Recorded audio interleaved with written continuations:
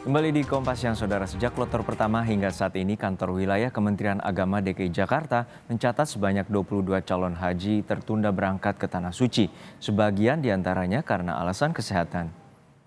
Sebelum masuk asrama haji, calon haji akan menjalani tes kesehatan oleh petugas kantor kesehatan pelabuhan. Calon haji yang mengidap penyakit serius tidak bisa diberangkatkan. Selain alasan kesehatan, tertundanya keberangkatan jamaah juga karena dokumen visa haji yang belum keluar.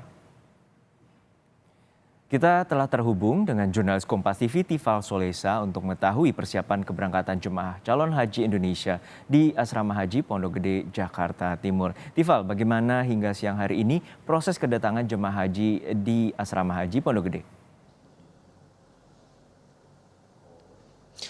Spesifik kita bicara hari ini tanggal 30 Mei 2023 ada dua kloter calon jamaah haji yang tiba di Asrama Haji Embarkasi Pondok Gede Jakarta Timur. Dua kloter tersebut adalah kloter 20 dari Jakarta Selatan, total jamaah sebanyak 374 orang, dan belum lama ini juga sudah datang dari kloter haji 21 dari Jakarta Barat sebanyak 393 orang, sehingga di total ada 760 lebih calon jamaah haji yang sudah tiba di Asrama Haji Embarkasi Pondok Gede ini untuk melakukan karantina lah, saya katakan begitu, sebelum akhirnya akan diberangkatkan. Jadwalnya kedua kloter ini akan diberangkatkan ke Tanah Suci untuk melaksanakan rangkaian ibadah haji pada Rabu dini hari nanti, mulai pada pukul 2 pagi hingga pukul 3 dini hari waktu Indonesia bagian Barat dari Bandara Internasional Soekarno-Hatta, Tangerang, Banten. Nah, bagaimana kemudian proses atau alur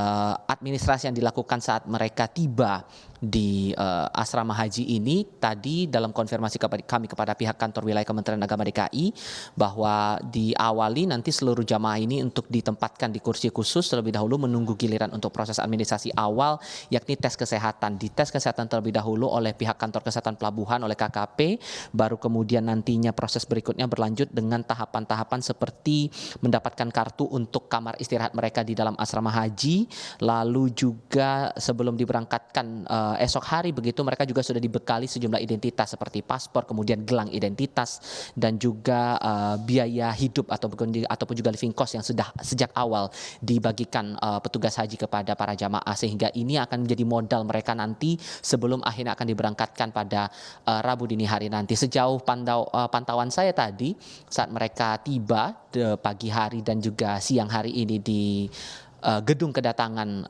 asrama haji Embarkasi Pondok Gede Jakarta Timur ini, seluruhnya berjalan dengan kondusif tanpa ada kendala berarti. Terlebih memang untuk tahun ini sebetulnya prioritas dari pemerintah Republik Indonesia untuk pelaksanaan atau juga layanan ibadah haji ini difokuskan bagi para lansia, sehingga prioritas yang betul-betul diperhatikan oleh petugas ataupun juga pemerintah dalam hal ini dari Kanwil Kemenak DKI adalah para lansia yang akan melaksanakan ibadah haji pada tahun ini. Jono.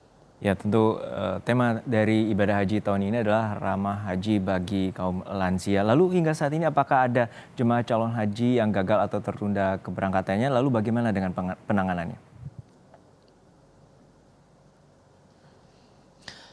Spesifik kalau kita bicara di kawasan Embarkasi Pondok Gede DKI Jakarta begitu ya, dari kantor wilayah Kementerian Agama DKI sudah menerangkan sejak kloter pertama sampai dengan saat ini, setidaknya sampai dengan kloter 20 pemberangkatan jamaah haji ini, ada 22 orang yang tertunda keberangkatan hajinya dengan dua alasan utama. Pertama karena alasan kesehatan, dan yang kedua alasan dokumen visa yang belum keluar begitu untuk melaksanakan ibadah haji.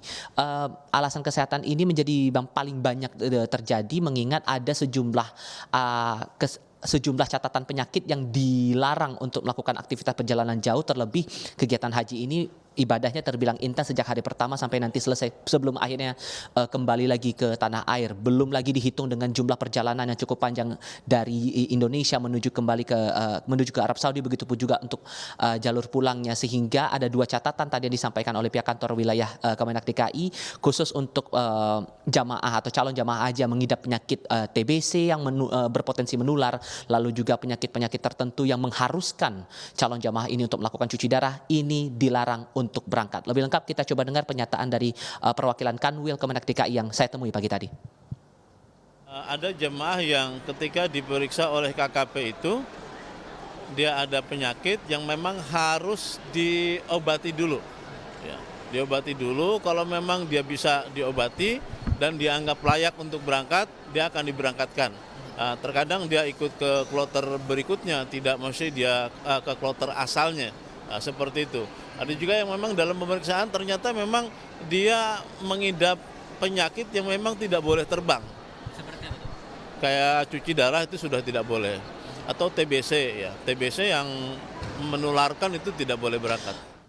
Itu spesifik baru untuk kawasan embarkasi Pondok Gede Jakarta Timur, Juno. Belum untuk daerah lain. Apakah ada data terbaru? Ini juga yang saya tunggu karena rencananya beberapa saat lagi dari Sekretariat Jenderal Kementerian Agama Republik Indonesia akan menyampaikan keterangan pers untuk memperbarui data-data terbaru soal kondisi calon jamaah haji yang masih berada di Indonesia jelang keberangkatan, bagaimana kemudian kondisi para jamaah yang sudah berada di Arab Saudi dan sejumlah fasilitas yang diberikan. Ini juga masih kami tunggu sampai dengan saat ini, dan rencananya nanti Kepala Biro Humas Data dan Informasi Setjen Kemenak Ahmad Fauzin akan menyampaikan langsung penjelasan resminya soal kondisi para jamaah ini. Jono?